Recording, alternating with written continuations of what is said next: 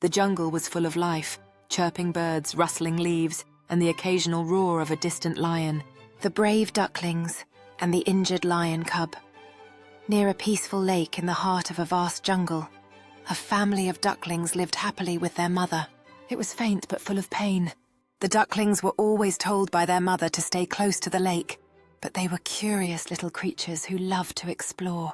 One day, while playing near the edge of the jungle, the ducklings heard a soft, whimpering sound.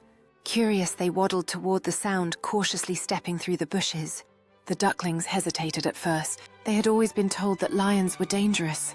To their surprise, they found a small lion cub lying on the ground, his golden fur covered in dirt, his paw swollen and bleeding. But this cub looked so helpless, his big golden eyes filled with tears. "Are you okay?"